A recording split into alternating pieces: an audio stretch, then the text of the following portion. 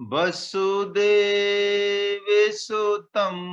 देवं कंसचाणूरमर्दनम्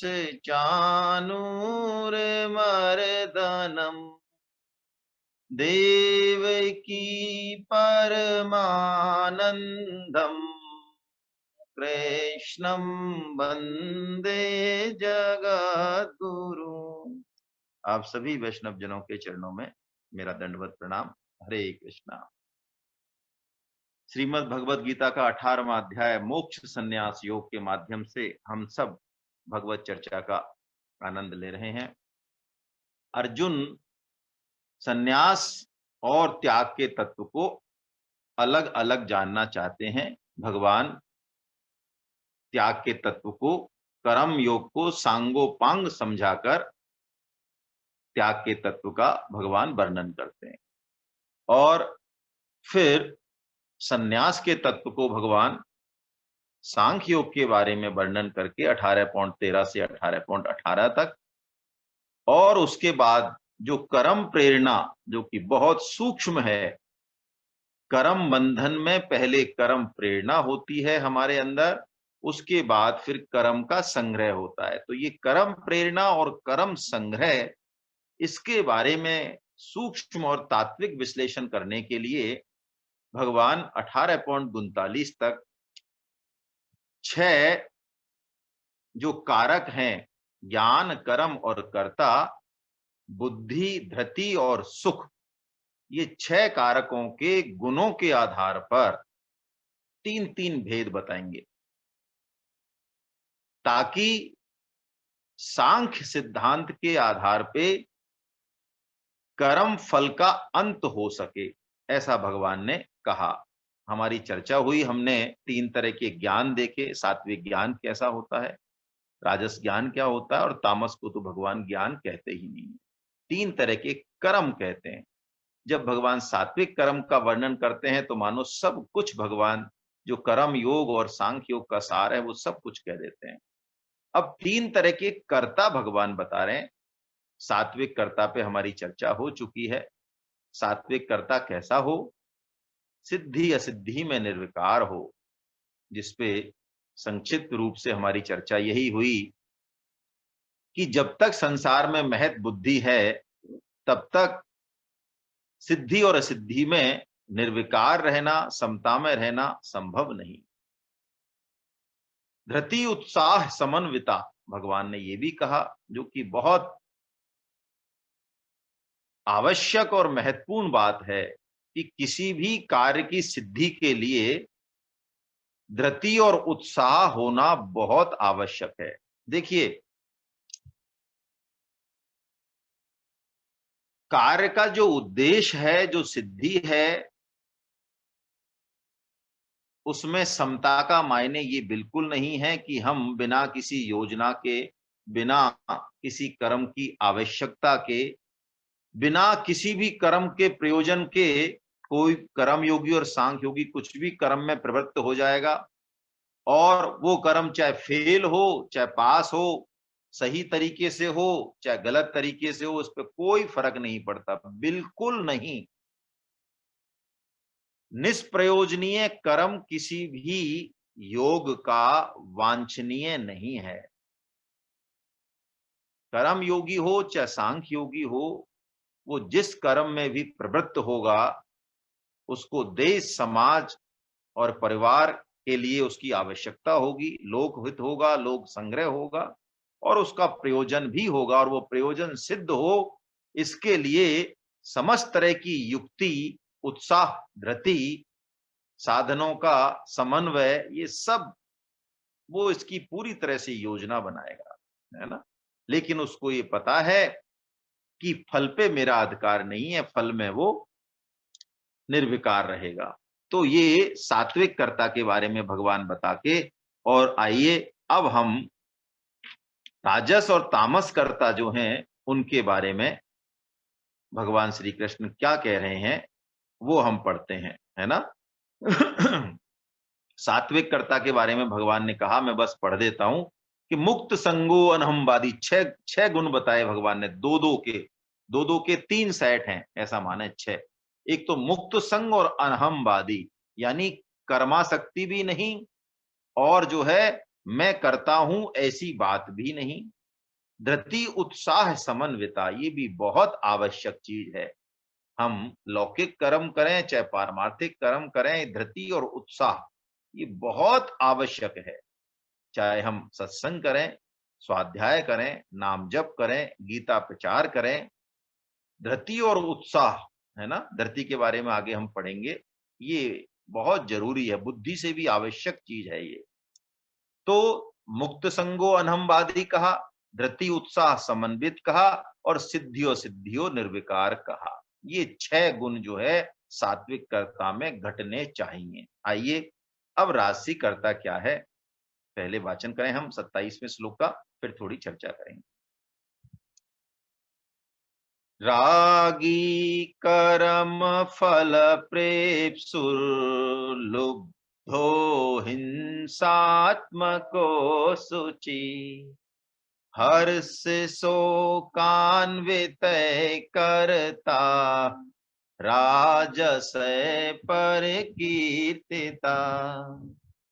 जो कर्ता आसक्ति से युक्त कर्मों के फल को चाहने वाला और लोभी है तथा दूसरों को कष्ट देने के स्वभाव वाला, अशुद्धचारी और हर्ष शोक से लिप्त है, वह राजस कहा गया है।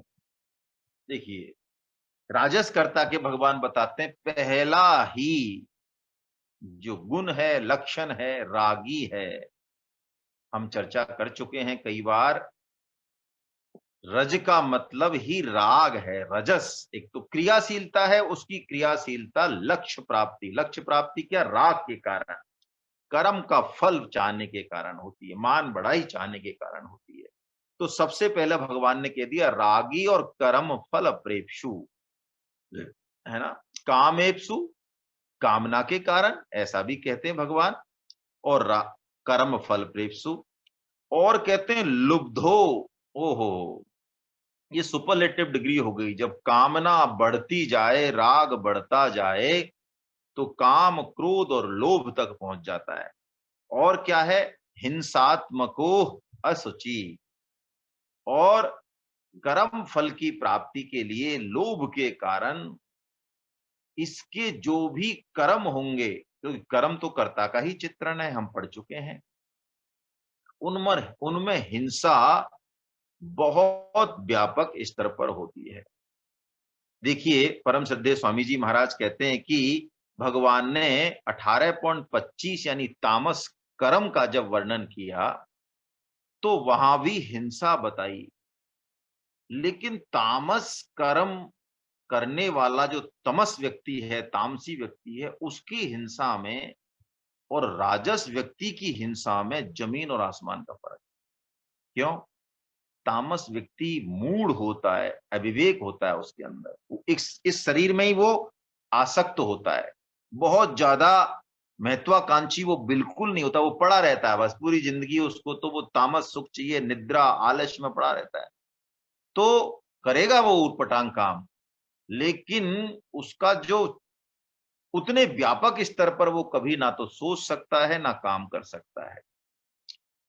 तो स्वामी जी कहते हैं कि हिंसा जितनी राजसकर्ता के द्वारा होती है, बहुत व्यापक स्तर पर, देखिए हम यदि राजसकर्ता के रूप में नाम गिनाएं तो जिन्होंने भी लाखों करोड़ों प्राणियों की हत्या में जो हेतु बने हैं, चाहे वो हिटलर मान लें, चाहे सद्दाम हुसैन मान लें, चाहे आज के जमाने में पैसे के लिए नकली दवाइयां बनाने वाले बहुत बड़ा रैकेट है, अफीम, ड्रग्स, इस तरह की हेरोइन, इस तरह की चीजें जो है ये चला रहे हैं इतना, है ना, बड़े बलशाली और पैसे से बड़े ये लोग, खान पान की चीजें, नकली तेल मसाले, ये लोग, इनको कोई मतलब नहीं है कि कितनी हिंसा हमारे इस कर्म, बस उनका तो मैंने कहा ना कि लोभ, ये कामना लोभ रूप में जब पहुंच जाती है तो फिर हिंसा बहुत व्यापक स्तर पर होती है। और कर्म फल प्रेप्सु कह ही दिया, और हर्ष शोकान्वित करता, कभी फल अच्छा मिलेगा और कभी नहीं मिलेगा। जीवन में तो सात्विक कर्ता तो जानता है कि मैं तो प्रतिकूल परिस्थिति का भी सदुपयोग कर लूंगा, लेकिन राजसी व्यक्ति बड़ा हठी भी होता है। ये कहता है कि नहीं नहीं, सफलता ही मिलनी चाहिए, सफलता विफलता अनुकूलता प्रतिकूलता ये स्वीकार नहीं करता आराम से। हालांकि ये चीज जीवन में लगी रहती है, संपूर्ण जीवन में हानि लाभ जीवन मरण, है ना, यश अपयश विधि हाथ, ये सात्विक आदमी सोचता है। लेकिन ये सोचता है कि नहीं, इसलिए हर्ष और शोक इसकी हर क्रिया में जो है जुड़े रहते हैं। और लुब्धो तो लोभ और राग और लोभ ये इसका मुख्य लक्षण है। जिम प्रतिलाभ लोभ अधिकाई। तुलसीदास जी कहते हैं कि सात्विक भाव होगा अंदर, तो यदि आपको कोई इच्छित वस्तु मिली, चाहे आपकी कामना रही हो चाहे आवश्यकता रही हो, दोनों में फर्क है, तो इच्छित वस्तु यदि मिली, इच्छित काम हुआ, लोक हित में है, परिवार हित में है, देश हित में है, तो संतोष आएगा। लेकिन रागी व्यक्ति जो है, राजस व्यक्ति जो है, उसकी यदि कामना पूर्ति होगी तो कामना पूर्ति के बाद वो लोभ आएगा, उसको संतोष नहीं आएगा, है ना, लोभ आएगा, और वो बड़े बड़े बृहद स्तर पे योजनाएं बनाएगा और विश्व का जो है और विनाश करेगा, है ना, और वो असंतोष उसका जितना आता जाएगा उतना ही बढ़ता जाएगा। सुग्रीव जी को विषयी भक्त माना जाता है ना, हम उनको प्रणाम करें, कम से कम वो विषयी भक्त तो हैं, हमें तो हमारे बारे में पता ही नहीं है। तो भगवान देखिए कैसे मित्र हैं, मतलब वास्तव में मित्रता कोई निभा नहीं सकता। जैसी मित्रता भगवान निभाते हैं, जैसा संबंध भगवान निभाते हैं, वस्तुतः कोई भी संबंध जो हम कहते हैं, ये नारा लगाते हैं ना, ये भगवान के दम पे ही लगाते हैं।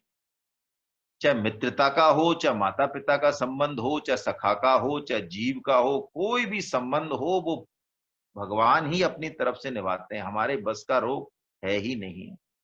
सुग्रीव जी से एक बार मित्रता कर ली तो आप देखो फिर सुग्रीव जी जो है सब कुछ उनको दिला दिया और वो भूल गए भगवान का काम। 4 महीने भगवान तो जो है पर्युषण पर्वत पर जो है पड़े हुए हैं और बारिश सह रहे हैं, सब चीज सह रहे हैं, और सीता माता को जो है कुछ नहीं कर पा रहे हैं। और सुग्रीव विषय भोग में जो है, राज्य मिल गया उसको, विषय भोग में लिप्त है। तो जब बारिश बीत जाती है तो भगवान याद करते हैं कि भाई सुग्रीव ही मोहे सुधी बिसारी, पावा राज कोस पुर नारी। और वो कहते हैं कि वो बाण जो जिसने बाली का वध किया, वो बाण भी अभी मेरे तरकस में है, और जिस रास्ते से वाणी जो है बाली यमलोक को गया, वो रास्ता भी अभी बंद नहीं हुआ है। ऐसा भगवान ने कहा तो लक्ष्मण जी तो फिर एकदम से लक्ष्मण जी ने कहा कि बस अब आपको कुछ बोलने की जरूरत नहीं है सुग्रीव, और पूरे बानरों को मैं एक चुटकी की तरह मसल दूंगा आपके, है ना। तो भगवान तुरंत कहते हैं, अरे तात सखा ले आए, है ना, तात भय दिखाए ले आया हूं। अरे लक्ष्मण, भगवान तो क्या है कि स्वांग कर रहे हैं, भक्त है ना, सखा है उनका। तो भक्त देखिए क्या कहते हैं, भय दिखाए ले आए हूं तात सखा सुग्रीव। ओहो, मेरा सखा है सुग्रीव। बताइए कैसा संबंध निभाते हैं भगवान। तो सुग्रीव को जब लक्ष्मण जी लेके आते हैं, तो सुग्रीव चाहे विषयी भक्त होंगे, लेकिन देखिए भगवान को उनकी सरलता, उनका दैन्य जो है पसंद आ जाता है। सब भूल जाते हैं भगवान, फिर गले से लगा देते हैं। क्या कहते हैं, यही बात कहते हैं, ये राजसकर्ता की कुछ बात जो है सुग्रीव जी कहते हैं। लोभ पास जेहि गर न बंधाया, सो नर तुम समान रघुराया, यह गुण साधन ते नहीं होई, तुम्हारी कृपा पाव कोई कोई। वो कह रहे हैं प्रभु ये काम क्रोध लोभ तृष्णा ये तो हम जीवों में कूट कूट के भरी हुई है प्रभु, यदि ये नहीं हो किसी में तो वो तो फिर रघुवर आप जैसा ही हो गया ना प्रभु। और ये नहीं भी हो, हम जीत भी लें तो ये कोई हमारे साधन से हमारे पुरुषार्थ से किसी के जीव की बस की नहीं है, ये तो तुम्हारी कृपा पाव कोई कोई है। ऐसे ही जो है काकभूषुंड जी मानस रोगों का आप मानस पढ़ेंगे तो बिल्कुल अंत में, उत्तरकांड के बिल्कुल अंत में जाके मानस रोग जिसमें काम क्रोध लोभ मुख्य है, और ये लोभ और काम के कारण ये रजस है और तामस है, तो वो भी वर्णन करते हैं कि तृष्णा के ही न कीन बोरा यही कर हृदय क्रोध नहीं दाहा, सुनहु तात अब मानस रोगा, जिनते दुख पावे ही सब लोगा, काम बात कफ लोभ अपारा, क्रोध पित्त नित छाती जारा। देखिए यहाँ पे एक बड़ी महत्वपूर्ण बात है, इसलिए हम लोभ पे थोड़ी ज्यादा चर्चा कर रहे हैं। काम पे पहले हो चुकी है, क्रोध पे पहले हो चुकी है, लोभ पे कभी नहीं हुई शायद इस तरह से। संतों के श्रीमुख से सुना है, हालांकि काम मूल है, सेनापति काम है इनका सबका, लेकिन एक बड़ा सूक्ष्म फर्क है। कामना या काम जो है ये 24 घंटे नहीं रह सकता, लेकिन लोभ जो है ना ये 24 घंटे रह सकता है। और वस्तुतः इलाज जो है वो लोभ का इलाज हो गया तो काम का भी इलाज हो जाएगा, है ना। तुलसीदास जी महाराज तो एक ऐसा इलाज बताते हैं कि बस उसके बाद वो सार है, मानो सब कुछ काम क्रोध लोभ जितने भी मानस रोग हैं, तुलसीदास जी महाराज जो है बिल्कुल स्पष्ट शब्दों में कहते हैं, ऐसी बात है बिल्कुल लिखने लायक, याद करने लायक, बारंबार जो है इस बात को सुनने लायक बात है ना। बिनु संतोष न काम न साही, काम अछत सुख सपने हु नाही। अछत यानी बिना काम के क्षय हुए, कामना के क्षय हुए सुख नहीं मिलेगा। तो संतोष कैसे आए, कामना कैसे दूर हो। राम भजन बिनु मिटहि की कामा, थल विहीन तरु कबहु की जामा। वो कहते हैं पानी में पेड़ लगाना चाहते हो, संभव ही नहीं, हवा में क्या पेड़ को टिकाना चाहते हो। अरे राम भजन बिन मिटहु की कामा, राम के भजन के बिन कामना मिट नहीं सकती। कैसा उद्घोष है तुलसीदास जी महाराज का, देखें तो सही है।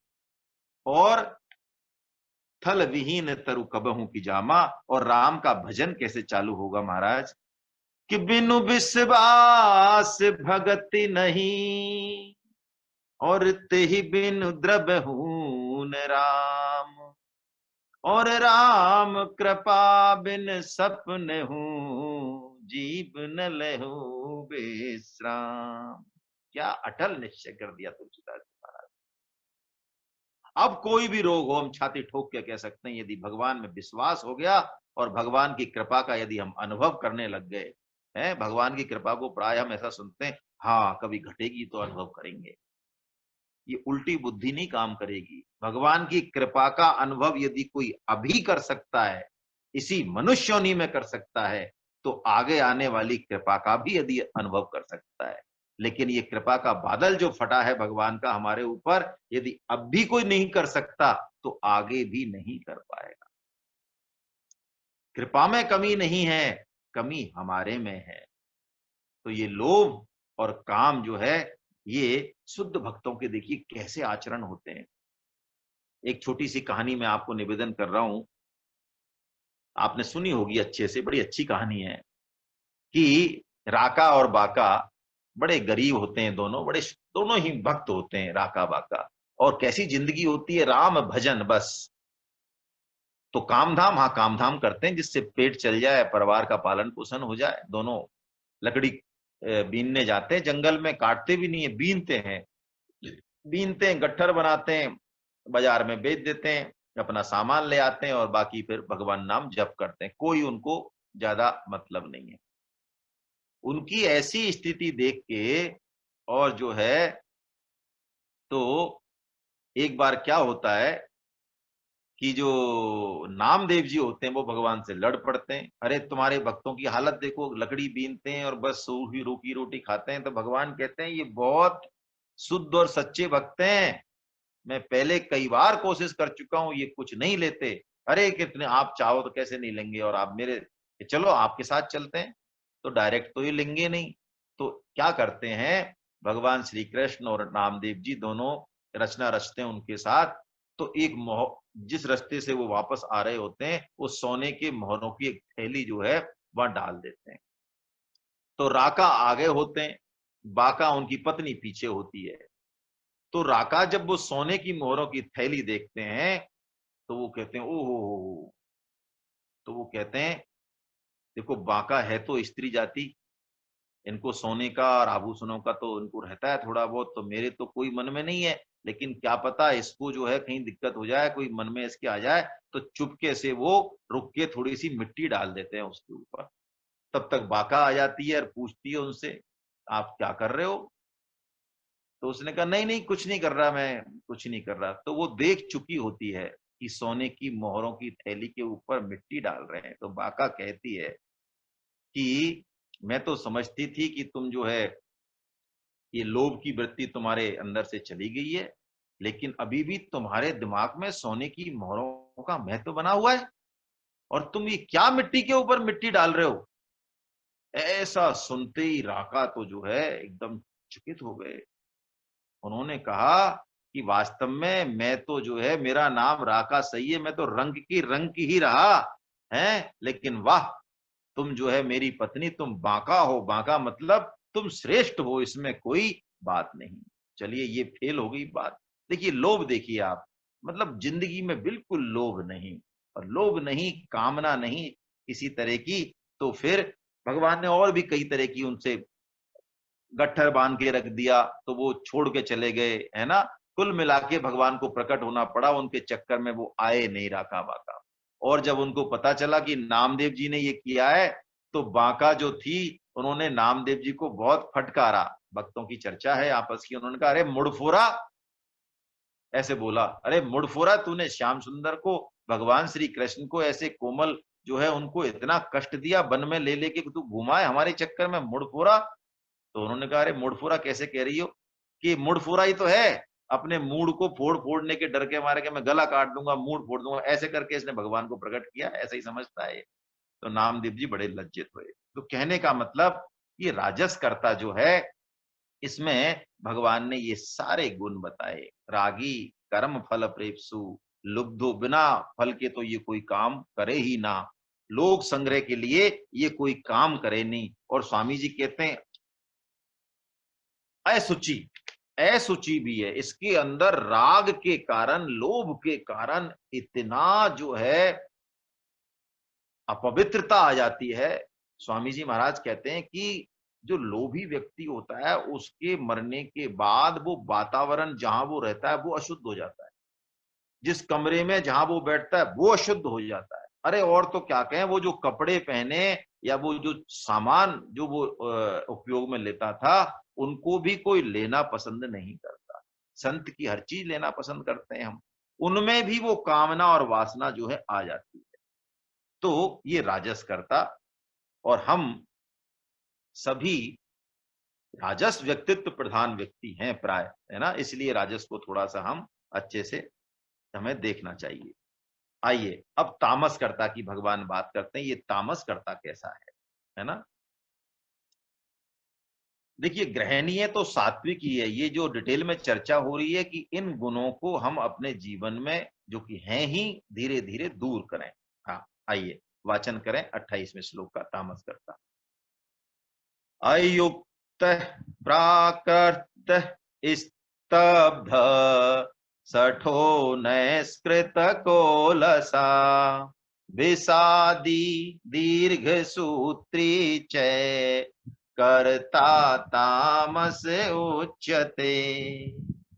जो कर्ता अयुक्त इच्छा से रहित, घमंडी, धूर्त और दूसरों की जीविका का नाश करने वाला तथा शोक करने वाला, आलसी और दीर्घ सूत्री है, वह तामस कहा जाता है। वह तामस कहा जाता है। अयुक्त, अयुक्ता मतलब स्वामी जी कहते हैं कोई युक्ति लगाया ही नहीं, है ना।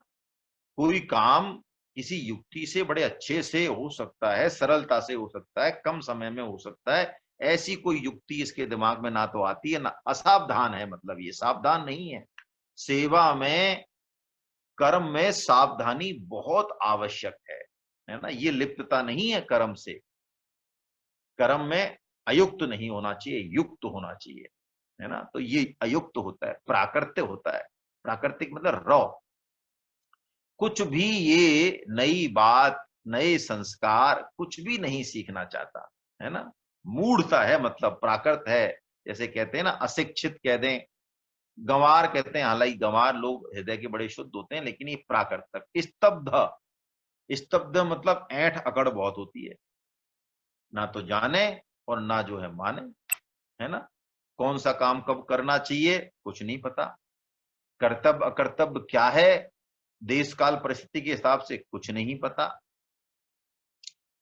सठो, सठ यानी जिद्दी है, बहुत जिद्दी है। ये गुण जो है तामस का, ये गुण होता है प्राय, है ना। भाई राजस प्रधान है हम, तो तामस भी है ही हमारे अंदर। अब कौन सा गुण कैसे प्रकट है इसका आत्मावलोकन हम सब करें। भगवान श्री कृष्ण हमको आईना दिखा रहे हैं, यदि हम देखना चाहें तो। और अनैष्कृत को, सठो अनैष्कृत को यानी कोई इसका उपकार करे तो उसका भी ये अपकार कर सकता है, कोई इसको दिक्कत नहीं है। हाँ, इतना मूड, इतना अविवेक है इसके अंदर। और आलसी तो है ही, विषादी, विषादी यानी बिना मतलब के दुख और शोक करने वाला। और दीर्घ सूत्री, दीर्घ सूत्री को कहते हैं काम को यूं ही बहुत लंबा खींचे, है ना। दीर्घ सूत्री शास्त्रों में आया है, दीर्घ सूत्री विनश्यति, दीर्घ सूत्री विनश्यति यानी नष्ट हो जाता है दीर्घ सूत्री। और कई लोग हमें सरकारी कर्मचारी कार्यालयों में इस तरह के मिलते हैं, आज आज करे सो काल कर, और काल करे सो परसों, है ना। और ऐसे ही बीत जाएंगे बरसों, पता नहीं, ऐसी कोई कहावत है। तो ये दीर्घ सूत्री का ही जो है लक्षण है कि काम को टालते रहना या उसको सही युक्ति से नहीं करना, है ना। देखिए तुलसीदास, सॉरी, कालिदास जी महाराज, जब कालिदास जी के, जब उनको ज्ञान होता है, स्वाध्याय करते हैं, कृपा होती है भगवान, उससे पहले का जो जीवन है, हमने बचपन में कहानी आप सबने पढ़ी होगी, तो कैसे प्राकृतिक रहे होंगे वो। प्राकृतिक के ऊपर मैं ये बता रहा हूं आपको, कैसे कोरे की कोरे होंगे। सामान्य ज्ञान भी जो है उनमें नहीं था। कि विद्योत्मा उस राजा की जो पुत्री थी, जिसने सब पंडितों को हरा दिया। विद्योत्मा बड़ी सुंदर थी, और उसने कहा जो शास्त्रार्थ में मुझे हरा दे मैं उसी से शादी करूंगी। तो पंडित सारे हार गए, पंडित और विद्वान। उन्होंने ये सोचा, ये कुटिल रणनीति की कि अब ये बहुत घमंडी है, इसकी शादी महामूर्ख से कराई जाए। ढूंढो कोई ऐसा महामूर्ख, और फिर उसको जितवाएंगे, शास्त्रार्थ में कुछ युक्ति बैठाएंगे। तो कालिदास जी कहते हैं जिस डाली को काट रहे थे, है ना, उसी डाली पे बैठे थे और काट रहे थे। जब ये पंडित पहुंचे कि भाई क्या कर रहे हो, कि हम लकड़ी काटने आए, हम ले जाएंगे लकड़ी। क्या, कौन सी लकड़ी काट रहे हो, ये डाली काट रहे हैं। और बैठे कहा, इसी बैठे, उनको कोई पता नहीं कि जब ये कटेगी तो हम नीचे गिरेंगे।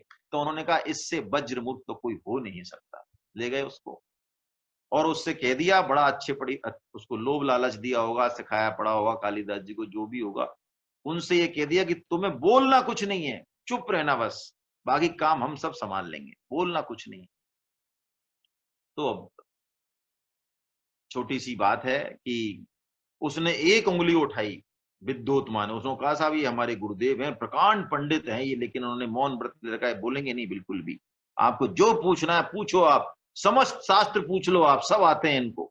तो उसने एक शास्त्रों की जो मूल बात है कि सत्ता एक है, तत्व एक है। तो तुलसीदास जी ने सोचा, अच्छा मेरे को उंगली दिखा रही है, मेरी आंख फोड़ना चाहती है, उसने कह दिया 2 की सत्ता। तो पंडितों ने कहा देखो हमारे गुरुदेव क्या कह रहे हैं, सत्ता एक है लेकिन तत्व 2 हैं, भास रहे हैं, ब्रह्म और जीव के रूप में, प्रकृति और पुरुष के रूप में 2 तत्व भास रहे हैं। उसने कहा वाह क्या बात है। फिर उसने 5 दिखाए तो उसने कहा अच्छा आंख फोड़ने से नहीं मानेगी तू, मेरे को थप्पड़ देना चाह रही है। तो उसने कहा, उसने मुक्का दिया, तूने थप्पड़ दिया तो मैं तेरे मुक्का दूंगा। पंडितों ने कहा कि आप बता रहे हैं बिल्कुल इंद्रियां 5 हैं, है ना, लेकिन मन इनका राजा है। ऐसे भी किया और कहीं कहीं ऐसे भी पढ़ने को मिलता है कि ठीक है पंचायतन पूजा है हमारे यहाँ, 5 तत्वों की पूजा है, लेकिन सत्ता तो एक ही है, एक ही तत्व की जो है सब पूजा करते हैं। ऐसा हो गया। तो कहने का मतलब प्राकृतिक। जब बाद में पता चला तो विद्योत्तमा ने, देखिए कैसे होंगे कालिदास जी, विद्योत्तमा अपनी पत्नी से उन्होंने सब कुछ सीखा, समझ शास्त्रों का अध्ययन किया, है ना।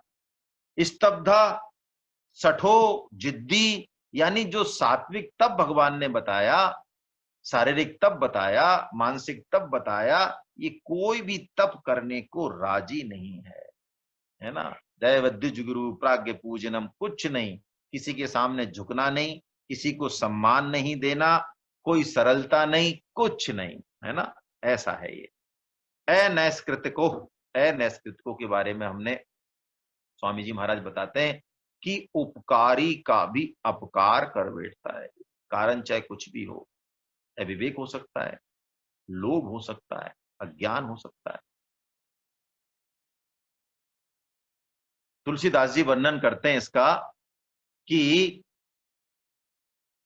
ये जो करता है ये तामस गुण इसमें इतना हावी हो जाता है कि इसमें इस तरह की चीजें घटती हैं कि गगन चढ़ई रज पवन प्रसंगा, की चही मिलही नीच जल संगा, धूम कुसंगति कारख होई, लिखिए पुराण मंजू असि सोई।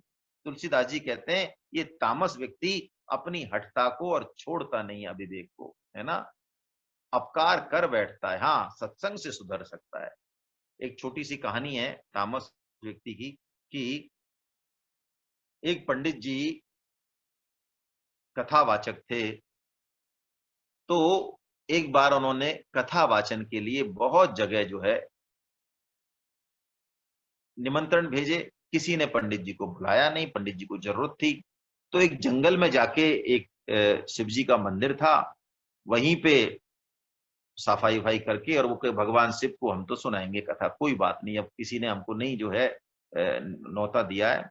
तो उस मंदिर के पास एक सर्प रहता था, जो भी संस्कार उस पर रहे होंगे। तो सर्प जो है मणिधारी सर्प, पंडित जी कथा सुनाते तो पहले दिन वो आके बैठा, पंडित जी को बड़ा डर लगा, लेकिन उसने बड़े भाव से पूरी कथा सुनी और जो है कथा के अंत में दक्षिणा के रूप में वो एक सोने की मोहर दे गया। अब तो रोज ये नियम हो गया। पंडित जी की भी जो है कथा बहुत लंबी हो गई, कथा भी कई तरह की होती है, 7 दिन की, 1 महीने की, 6 महीने की। तो उस सांप सर्प ने ये कहा कि हमें बड़ा आनंद आता है, आप इस कथा को सुनाते रहिए। पंडित जी को एक बार बाहर जाना था 2-3 दिन के लिए। तो लोभ देखिए, तामस व्यक्ति का लोभ कह दें, अविवेक कह दें, उसने मना किया कि इस बात को किसी को बताना मत कि हम कथा सुनते हैं और आपको मणि देते हैं। लेकिन पंडित जी ने अपने बेटे को भेज दिया कि बेटे तुम मेरी जगह कथा करना, मैं 2-3 दिन के लिए बाहर जा रहा हूं। तो बेटा जो है बिल्कुल तामसी स्वभाव का था, वो कथा तो बांच रहा था, सर्प आया कि चलो अब पंडित जी ने भेजा है तो मैं चला जाता हूँ। उसको भी एक मणि दी, उसने अपने दोस्त से कही ऐसे ऐसे हुआ आज। तो उसने कहा, दोस्त ने कहा तुम बड़े बेवकूफ हो, अरे उसके उसको मारो सांप को, और उसके इतनी सारी मनियां हैं अंदर, बिल को खोद के और ले आओ, क्या कथा के चक्कर में पड़े हुए फालतू। अगले दिन उन्होंने यही किया, वो दोस्त को ले गया, छुप के उन्होंने उस पे सर पे वार किया, लेकिन सर बच गया। उसकी पूंछ में जो है बहुत जोर से घाव लगा, बिल में घुस गया, घुसने से पहले वो डंक मार गया उसको, और वो बच्चा वहां खत्म हो गया। पंडित जी आए, बच्चे का संस्कार वंस्कार किया, लेकिन फिर भाव, लोभ कह दें, फिर पहुंच गए वो कथा सुनने। और जब कथा सुना, सर्प बाहर आया और उनको 5 मणि दी, और उन्होंने, सर्प ने कहा कि पंडित जी महाराज, अब बस, अब मैं आगे से आपकी कथा में नहीं आऊंगा। क्यों? कि गई मित्र की मित्रता और गयो कथा को भाव, और तो ही न बेटा भूलही और मोह पूछ को घाव। कि अब कथा में वो भाव नहीं है, वो रस नहीं है। तो ये तामस व्यक्ति उपकारी का भी अपकार कर सकता है, क्योंकि अविवेक है, अज्ञान है, मूढ़ता है ना। तो ये जो है, देखिए, आलस्य यदि है तो भगवत कृपा भी नहीं घटेगी। इस बात को हम ध्यान रखें। इसमें बाकी तो चाहे और लक्षण हम में नहीं हो, लेकिन प्राय आलस जो है ये हम में होता है। और जो काम करना चाहिए उसमें तो प्राय आलस ज्यादा होता है। सत्संग के लिए होता है, स्वाध्याय के लिए होता है। हाँ, यदि नाम जप आपने चालू किया हो तो आप जानते होंगे कि जब नाम जप होता है तो आलस और नींद जो है वो कैसे घेरती है। इससे पता चलता है हमारा व्यक्तित्व कैसा है। टीवी सीरियल देखें, व्हाट्सएप देखें, तब नींद घेरती हो तो बताएं, आलस आता हो तो बताएं। तो इससे पता चलता है इस स्वभाव को हमको चेंज करना है। परेशान नहीं होना है, चिंता नहीं करनी है, लेकिन चेंज करना है। आलस्य के बिना, आलस्य को दूर नहीं करेंगे, उद्यम नहीं करेंगे, तो देखिए भगवत कृपा भी नहीं घटेगी। मानस का एक बहुत प्यारा प्रकरण है, समझें हम इस प्रसंग में।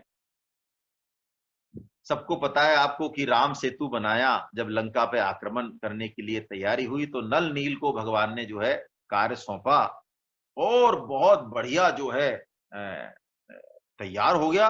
बहुत जल्दी पुल तैयार हो गया। लेकिन जब पुल तैयार हुआ, कहते हैं 2-1 किलोमीटर चौड़ा होगा, लंबा तो जितना था वो था ही।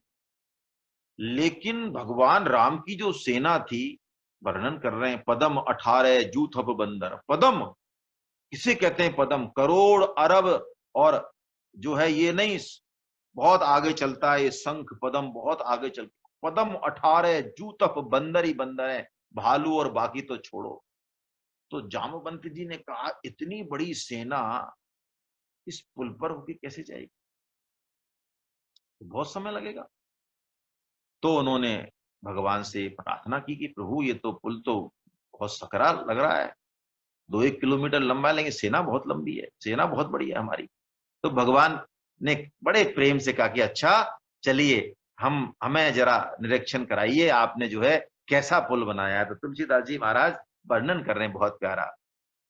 सेतु बंध ढिंग चढ़ रघुराई, चितब कृपाल सिंधु बहुताई, देखन कहूं प्रभु करुणा कंदा, प्रगट भये सब जलचर वृंदा। भगवान जैसे ही पुल को पकड़ के खड़े हुए हैं, समुद्र पर दृष्टिपात किया है, समुद्र के बड़े बड़े भेल मछली से भी बड़े बड़े जानवर जो है भगवान श्री राम का दर्शन करने एकदम से समुद्र के ऊपर आ गए। ओ, किलोमीटरों लंबा पानी नहीं दिख रहा है। और आ गए तो कैसे आ गए? पत्थर फेंको, शिला फेंको, तो भी वो टर नहीं रहे, हिल नहीं रहे वहां से, क्योंकि भगवान के दर्शन हो रहे हैं। तिनकी ओट न देखिए बारी, मगन भये हरि रूप निहारी, प्रभु ही बिलो कहीं तरही न टारे, मन हर्षित सब भये सुखारे। और भगवान ने कहा कि अब जाए सेना। तो जामवंत ने कहा कि प्रभु, फिर हमसे आपने ये मेहनत क्यों कराई फालतू की इतने दिनों से?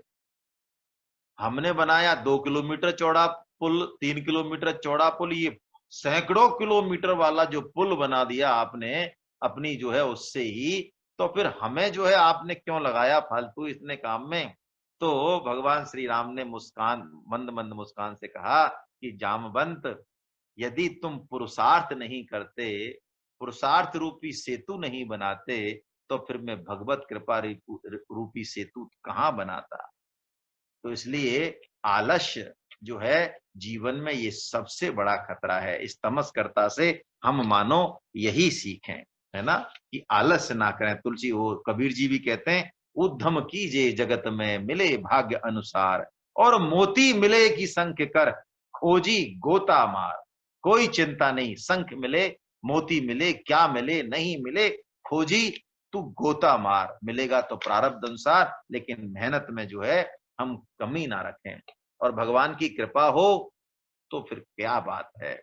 तुलसीदास जी कहते हैं कि पत्थर भी जो है पाषाण भगवत कृपा से समुद्र में तर गए। आज कल भी नासा के लिए भी आप पढ़ें, वीडियो देखें, बहुत बड़ा आश्चर्य है। आज भी राम सेतु जब मिला है, उसके अवशेष अब भी मिले हैं राम सेतु के, तो वैज्ञानिकों के लिए बड़ा आश्चर्य है कि ये समुद्र में ये टिक कैसे रहा है, ये पानी के ऊपर ये पत्थर जो है टिक कैसे रहे।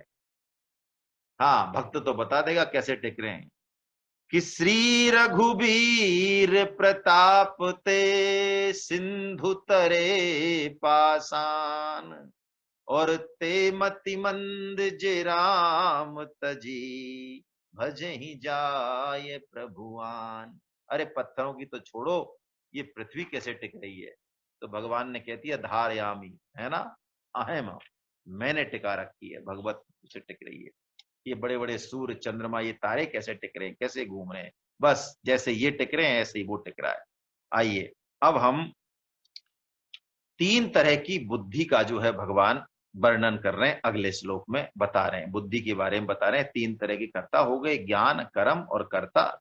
अब भगवान तीन भेद और बताएंगे, तीन कारकों के तीन तीन भेद। क्या? बुद्धि, धति और सुख, और सूक्ष्म होते जा रहे हैं, है ना। आइए 29वें श्लोक का हम वाचन करें। बुद्धिर्भेदम धतेश्चैव गुणतस्तिर्विधम शृणु, प्रोच्यमानमशेषेण पृथक्त्वेन धनंजया। हे धनंजय, अब तू बुद्धि का और धृति का भी गुणों के अनुसार तीन प्रकार का भेद मेरे द्वारा संपूर्णता से विभाग पूर्वक कहा जाने वाला सुन। भगवान कह रहे हैं अब बुद्धि और धृति का जो मैं तीन तरह के भेद बताऊं, बुद्धिर भेदम धृतश्चैव गुणतः त्रिविधम शृणु। गुणों के अनुसार बुद्धि और धृति के भी तीन तीन भेद प्रोच्यमान अशेषेण, अशेषेण यानी मैं संपूर्णता से कहूंगा, पृथक अलग अलग कहूंगा। हे धनंजय, धनंजय नाम कहते हैं अर्जुन का। जब राजसु यज्ञ किया पांडवों ने, तो अर्जुन ने पृथ्वी, संपूर्ण पृथ्वी के जितने भी राजा थे उनके सबके मुकुट जो है, मुकुट और टैक्स के रूप में इतना सोना अर्जुन इकट्ठा करके लाए, इतना धन इकट्ठा करके लाए, तब से जो है अर्जुन का एक नाम धनंजय हो गया है। देखिए अब भगवान यहां बुद्धि और धृति का नाम ले रहे हैं। गीता में बुद्धि और धृति पहले भी साथ साथ आई है, यहां भी भगवान साथ साथ वर्णन कर रहे हैं।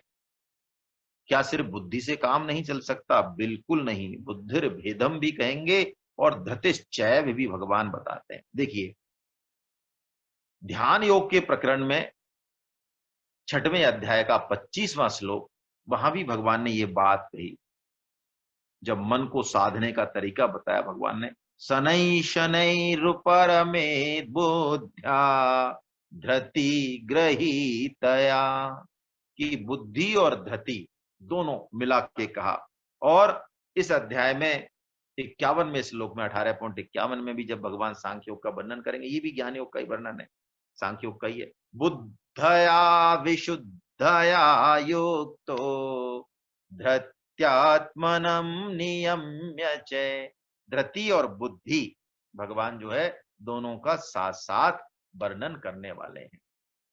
ये बात हमारी हो चुकी है कि भगवान यहाँ बुद्धि का वर्णन क्यों कर रहे हैं, करण का वर्णन नहीं कर रहे हैं। जबकि कर्म प्रेरणा में तीन बताए भगवान ने, ज्ञानम ज्ञेयम परिज्ञाता, मैं दोबारा याद दिला रहा हूं बस। और कर्म संग्रह में भी भगवान ने तीन बताए, करण कर्म कर्ता। तो करण की जगह भगवान ने, श्रद्धेय स्वामी जी महाराज कहते हैं कि करण तो जड़ हैं। 13 जो करण है, 14 मान ले, मन बुद्धि चित्त अहंकार मान ले, 5 ज्ञानेन्द्रियां, 5 कर्मेंद्रियां, तो करण जड़ हैं, ये बुद्धि के अनुसार ही काम करते हैं। इसलिए यहां भगवान बुद्धि के 3 भेद बताने की बात कर रहे हैं। और बुद्धि कितनी भी तेज हो, कितनी भी तीव्र हो, यदि उसके साथ धृति नहीं है, धैर्य नहीं है, संकल्प नहीं है, तो वो हो सकता है बहुत तीव्र बुद्धि बहुत तेजी से विनाश भी कर दे। या तो विनाश कर दे, या सिर्फ तीव्र बुद्धि से लक्ष्य को हम हिट नहीं कर सकते। बुद्धि अपने निश्चय में लगातार लगी रहे, उसी जगह चोट होती रहे, इसके लिए धृति यानी धारणा शक्ति बहुत आवश्यक है। बिना धारणा शक्ति के, बिना बुद्धि के अपने निश्चय पर अटल रहने के जो है लक्ष्य प्राप्ति नहीं होगी। धृति मूल है बुद्धि का, सिर्फ बुद्धि से लक्ष्य प्राप्ति नहीं होगी। और आगे हम धृति में चर्चा करेंगे, स्वामी जी बताएंगे कि धृति बुद्धि की सहायिका है, लेकिन बुद्धि से बहुत विलक्षण है। क्यों? धृति स्वयं में प्रकट होती है, स्वयं यानी खुद में। इसलिए धृति यदि प्रकट हो गई तो कम बुद्धि से भी कार्य की सिद्धि हो जाएगी। नहीं तो बंदर की तरह, चुटकुला सुना है ना आपने, चुटकुला या कहानी, कि बंदर ने सोचा अरे ये लोग, ये मनुष्य हमको जो है मार पीट के भगा देते हैं। आम का पेड़, आम के बाग में घुस गए तो बाग के भगा दिया माली ने। तो ये कैसे करते हैं, आम कैसे उगाते हैं? कुछ नहीं है, आम की गुठली है ये गुठली को गाड़ देते हैं और हवा पानी देते रहते हैं, आम बन जाता है। तो हम ही उगा लेंगे, हम क्यों इनके नौरे खाएं जो है फालतू। तो वो बंदर ने आम की गुठली जो है बो दी, पानी बो दिया, खाद वाद दे दी, लेकिन उसको चैन नहीं है। वो हर दिन जो है दो दो चार 5 बार उसको देखा है, उगा के नहीं होगा, अगले दिन फिर देखा, उगा के नहीं होगा। तो बस बुद्धि की यही हालत धृति के बिना हो जाएगी। तो सांख्य योग में धृति की और बुद्धि की बहुत आवश्यकता है, ये जो है भगवान बता रहे हैं, है ना। कहा भी गया है, किसी एक श्लोक है, पता नहीं कहाँ का है, कि सनै कंथा सनै पंथा सनै पर्वत लंघनम सनै विद्या सनै ज्ञानम पंचैतानि सनै सनै। 5 चीजों में जल्दबाजी नहीं करनी चाहिए, है। सनै कंथा सनै पंथा, कंथा मतलब पहले जो है हम निवृत्ति परक हैं कि प्रवृत्ति परक हैं, उस हिसाब से अपना निर्णय लेते थे हम, हैं। जो सन्यासी हैं उनके लिए कंथा बोलते हैं, कुछ फॉर्मेलिटीज होती हैं। पंथा, किस मार्ग से चलना है, ज्ञान कर्म भक्ति, क्या कौन सा मार्ग है, शरणागति है, कौन सा मार्ग है। पर्वत लंघनम, सनै विद्या सनै ज्ञानम, इनमें 5 में जो है जल्दीबाजी नहीं करनी चाहिए। जैसे हम अपने बिजनेस में धैर्य रखते हैं, अरे क्या हुआ, 3 महीने नुकसान हुआ तो आगे जो है लाभ होगा। तो क्या हुआ, गीता समझ में नहीं आई तो, है, सत्संग में मन नहीं लगा तो क्या हुआ, लगे रहें लगे रहें। आइए अब हम 3 तरह की बुद्धि के बारे में भगवान श्री कृष्ण क्या बता रहे हैं देखते हैं। पहले वाचन करें 30वें श्लोक का, जहां पे भगवान सात्विक बुद्धि की बात करते हैं, और सात्विक ही ग्रहणीय है। ये बात परम श्रद्धेय स्वामी जी महाराज कई बार कह चुके हैं। आइए पहले वाचन करें। प्रवृत्तिं च निवृत्तिं च कार्याकार्ये भयाभये बंधं मोक्षं च या वेत्ति बुद्धि सा पार्थ सात्वकी। हे पार्थ, जो बुद्धि प्रवृत्ति मार्ग और निवृत्ति मार्ग को, कर्तव्य और अकर्तव्य को, भय और अभय को तथा बंधन और मोक्ष को यथार्थ जानती है, वह बुद्धि सात्विकी है। सात्विकी है। देखिए बहुत सूक्ष्म बात है। प्रवृत्ति को और निवृत्ति को तत्व से जानना, प्राय इसका ऊपर ऊपर से हम सब लोग अर्थ लगा लेते हैं कि प्रवृत्ति काम में लगे रहना। निवृत्ति, काम से काम को छोड़ देना। कर्तव्य कर्म भी कोई बहुत ज्यादा नहीं करना, जैसे हम कहते हैं सन्यासी बस वो तो कोई काम नहीं करेगा। लेकिन देखिए, जो प्रवृत्ति मार्ग से गए हैं उनका हम जीवन देखें, जो निवृत्ति मार्ग से गए उनका हम जीवन देखें, कैसे उनके आचरण हैं। और गीता क्या कहती है प्रवृत्ति और निवृत्ति के बारे में, क्या कहती है गीता? कर्म योग में कर्म सांगोपांग करने की बात कहती है, लेकिन लक्ष्य क्या है गीता का? कि कर्म अकर्म बन जाए, कर्मों में आसक्ति ना रहे। लेकिन हम कर्मयोग का मतलब यदि रात दिन कर्म में लगे रहना समझें, तो इसका मतलब अभी हमने कर्मयोग के तत्व को ठीक से समझा नहीं। प्रवृत्ति परायण में राजर्षि जनक हैं, और राजर्षि जनक तो हैं ही, कई बार चर्चा हो चुकी है। मैं तो कहूं भगवान श्री कृष्ण से और बढ़िया उदाहरण क्या होगा।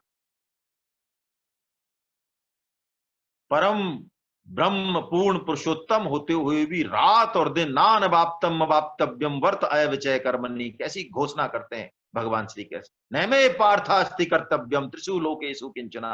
अर्जुन, तीनों लोकों में ऐसा कोई बात नहीं, ऐसी कोई वस्तु नहीं जो मुझे प्राप्त करनी और मेरे पास नहीं हो, जिसे मैं प्राप्त ना कर सकता। फिर भी मैं रात और दिन कर्म में लगा रहता हूं। फल की इच्छा है क्या? नहीं, कुछ और फैक्टर हैं। निवृत्ति परायण सुखदेव जी महाराज हैं, गौतम बुद्ध को कह सकते हैं। लेकिन देखिए, भगवत गीता का जो भाव है तत्व से जानने के पीछे 4.18 भगवान एक श्लोक पहले बोल के आए, उसको थोड़ा सा मैं ले रहा हूं इसको समझने के हिसाब से। कर्मणि अकर्मयः पश्येद अकर्मणि च कर्मयः। कल भी हमने इस पर चर्चा की थी कि कर्म में अकर्म देखना और अकर्म में कर्म देखना मतलब क्या है। वस्तुतः हमें कर्म कर्तव्य रूप में मिले, हम उसमें प्रवृत्त हो जाएं, चाहे नहीं मिले किसी समय देश काल के हिसाब से। दोनों ही परिस्थितियों में जो कर्म योगी है, या जो भगवान बता रहे हैं सात्विकी बुद्धि, वो लिप्त नहीं होती। लिप्तता हम समझते हैं कर्म से होती है, नहीं। हम जैसे भगवान कहते हैं 3.6 में मिथ्याचारी से उच्चते, वो कोई कर्म नहीं कर रहा है किसी भी इंद्रिय से, लेकिन मन से भोग कर रहा है, तो भगवान उसको जो है भोगी से भी नीचे की संज्ञा देते हैं, झूठा है, मिथ्याचारी है। अष्टावक्र गीता में एक श्लोक आता है बहुत प्यारा, उस पर थोड़ा सा हम चर्चा करें तो इस तत्व को और अच्छे से क्लियर होगा। जनक अष्टावक्र जी जनक जी से कह रहे हैं, निवृत्तिरपि मूढ़ाशय प्रवृत्तिरुपजायते प्रवृत्तिरपि धीराशय निवृत्ति फल भागनी। देखिए क्या बढ़िया बात कही, गीता यही ले जाती है हमें। हम गीता के कई श्लोक हैं ऐसे गीता में जो यही लेके जाते हैं। वो कहते हैं मूढ़ की तो प्रवृत्ति यानी मूढ़ का तो कर्म योग भी, वो भी बंधनकारी होगा, वो कर्म योग कर ही नहीं पाएगा। और जो धीर है, जो कर्म योगी है, उसको ऐसी परिस्थिति है कि वो बैठा हुआ लग रहा है हमें ऊपर से, लेकिन उसको तो वो तो निवृत्ति का फल जो है उसको मिल रहा है। जो भगवान कहते हैं अयुक्त काम कारेण फले सक्तो निबध्यते, 5.12 में भगवान कहते हैं कर्म योगी कर्म क्यों करता है। तो सात्विकी बुद्धि इस प्रवृत्ति को और निवृत्ति को बहुत अच्छे से जानती है। इसका मतलब वो कर्तव्य कर्म में आलस्य करती हो या नहीं करती हो, बिल्कुल नहीं, सांगोपांग करती है। लेकिन ये बात उसको बिल्कुल क्लियर होती है कि प्रवृत्ति क्या है और निवृत्ति क्या है। जैसे कि हम उदाहरण लें, हम ट्रेन में बैठ के जाते हैं, बच्चा कितना ही कह रहे अरे ये पेड़ देखो चल रहे हैं, वो कितना ही कहे, लेकिन हमें पता है कि ये पेड़ नहीं चल रहे हैं। जल के तालाब के निकट कोई व्यक्ति खड़ा हो और तालाब में उसको अपनी परछाई दिखे, तो वो बहुत स्पष्ट रूप से ये अनुभव करता है कि ये मेरी परछाई है, मैं ये नहीं हूं। ऐसे ही ये सात्विकी बुद्धि चाहे प्रवृत्ति में हो, चाहे निवृत्ति में हो, चाहे भय चाहे अभय, चाहे कार्य चाहे अकार्य, इन सब से परे जो नित्य तत्व है, जो आत्म तत्व है, जो परमात्म तत्व है, बस जिससे कि हमारा स्वतः सिद्ध संबंध है ही, वो उसी में रहती है। वो जानती है उसको, वो जानती है ये सब स्थितियां हैं, प्रवृत्ति निवृत्ति कार्य अकार्य है, ये सब ऐसी स्थितियां हैं, इनसे हमारा वास्तविक संबंध नहीं है। सात्विक बुद्धि वहीं टिकाए रखती है नजर, निषिद्ध तो नहीं करती, भय देने वाले काम नहीं करती, है ना, लेकिन उसका लक्ष्य जो है, भगवान जो आगे बता रहे हैं, बंधम मोक्षम चया वेत्ति बुद्धि सा पार्थ सात्वती। अर्जुन वो जानती है कि किस बात से बंधन होता है और किससे जो है मोक्ष होता है, और इस मनुष्य जीवन का भी क्या लक्ष्य है। अर्थ और काम पुरुषार्थ हैं, उनमें होके गुजरना है, कोई दिक्कत नहीं है, लेकिन लक्ष्य क्या रहे, मोक्ष रहे, वही बात आ रही है? अर्थ और काम से बच नहीं सकते हम, मनुष्य जीवन है तो, लेकिन अर्थ और काम हमारा लक्ष्य नहीं है। वो धर्मानुकूल हो तो भगवत स्वरूप हो जाते हैं, और शास्त्र भेद कर्म भी यदि कामना हो तो असत का संबंध होने से वो बंधनकारी हो जाते हैं। कितना भोगेंगे, कितने करोड़ों जन्मों में, कहीं तो रुकना पड़ेगा। ये तभी रुकना होगा जब सात्विकी बुद्धि हमारी लक्ष्य पे टिकेगी। देखिए दशरथ जी को तो कैसे कैसे भोग उपलब्ध है, ऐसा सुनते हैं, पढ़ाया पता नहीं मैंने, तो आप सही कर सकते हैं, कोई गलत बोलूं तो मैं टोक सकते हैं, कि देवराज इंद्र भी जो है उनको आसन छोड़ते थे राजा दशरथ जी को।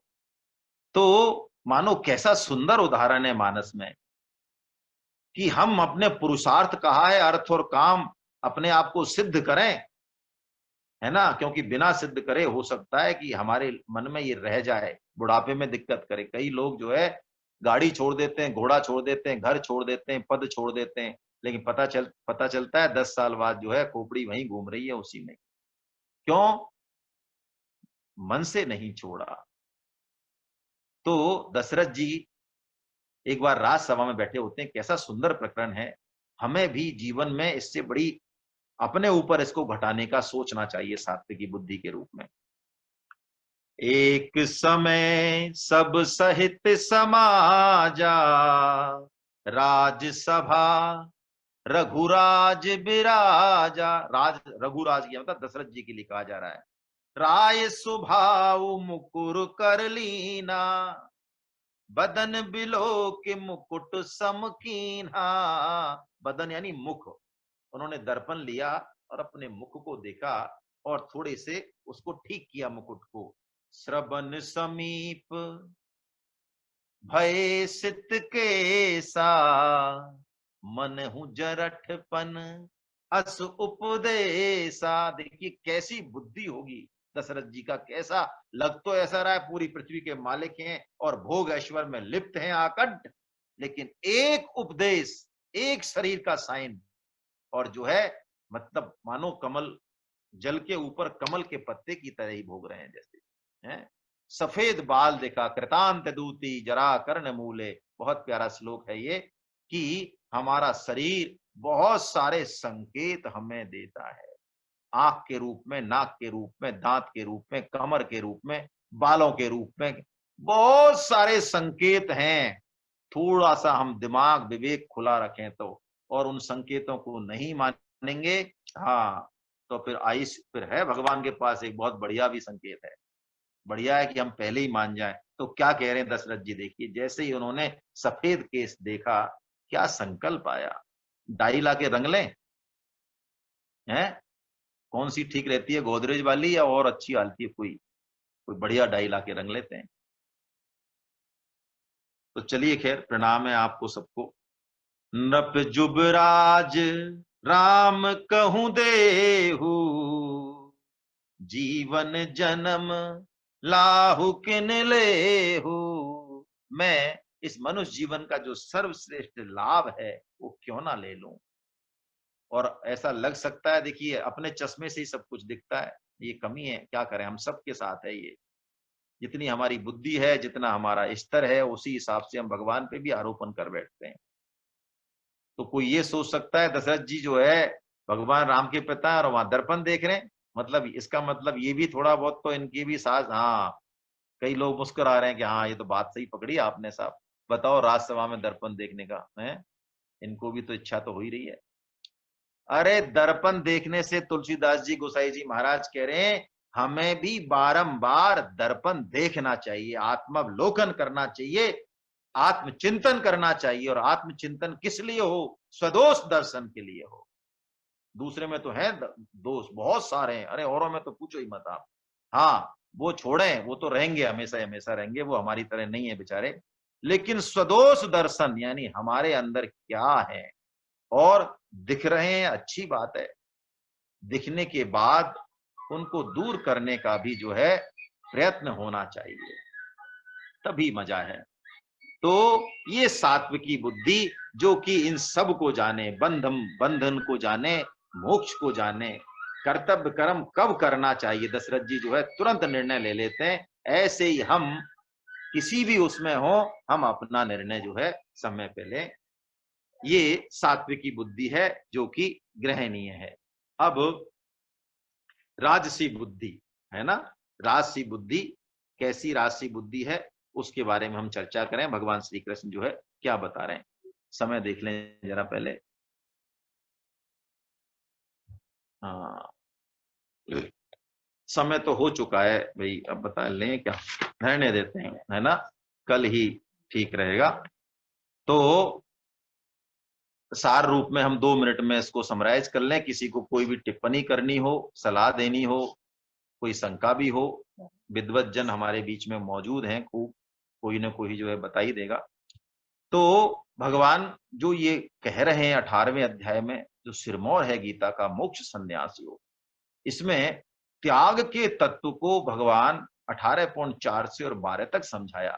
मानो कर्म योग को ही भगवान ने सांगोपांग तरीके से कहा, बहुत अच्छे तरीके, जो पहले भी किया है, कुछ जोड़ा, कुछ अलग तरीके से कहा।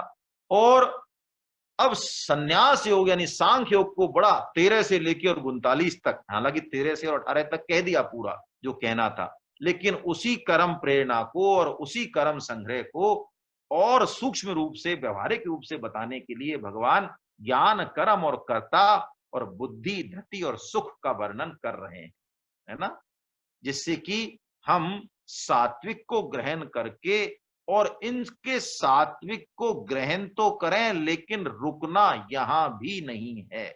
चर्चा करेंगे कल आगे, जब ये पूरा वृत्तांत जो है उपसंहार होगा इसका 39वें श्लोक में, तब इस पे और चर्चा करेंगे।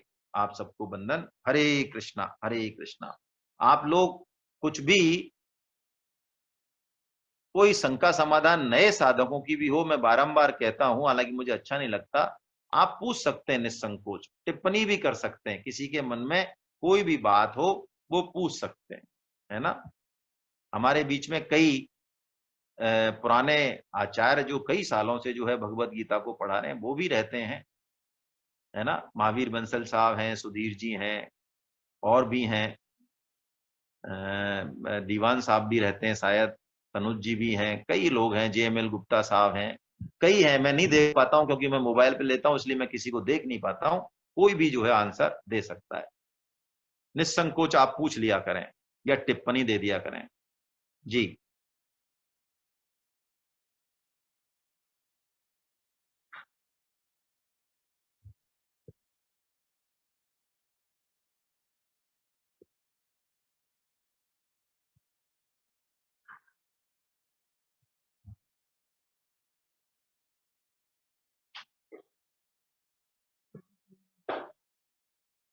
लगता है आपका और हमारा स्तर मिल नहीं रहा है, फर्क है दोनों में बहुत, मुझे तो ऐसा ही लगता है। चलिए साहब, जैसी हरी इच्छा, है ना, कोई बात नहीं। हाँ, गोविंद जय जय गोपाल जय जय, गोविंद जय जय गोपाल जय जय, राधा रमन हरि गोविंद जय जय, राधा रमन हरि गोविंद जय जय। गोविंद जय जय गोपाल जय जय। गोविंद जय जय गोपाल जय जय। राधा रमन हरि गोविंद जय जय। राधा रमन हरि गोविंद जय जय। राधा रमन हरि गोविंद जय जय। राधा रमन हरि गोविंद जय जय। नाम संकीर्तनम यस्य नाम संकीर्तनम यस्य सर्व पाप प्रणाशनम सर्व पाप प्रणाशनम प्रणामो दुःख समनस्तम नमामि हरिं परम। प्रणामो दुःख समनस्तम नमामि हरिं परम। बोलो वृंदावन बिहारी लाल की। जय बोलो बांके बिहारी लाल की। जय बोलो राधा गोविंद देव सरकार की जय। जय। बोलो आज के आनंद की जय। आप सभी वैष्णव जनों को मेरा बारंबार वंदन। कल हम फिर मिलते हैं इसी समय। हरे कृष्णा हरे कृष्णा हरे कृष्णा हरे कृष्णा हरे कृष्णा हरे कृष्णा।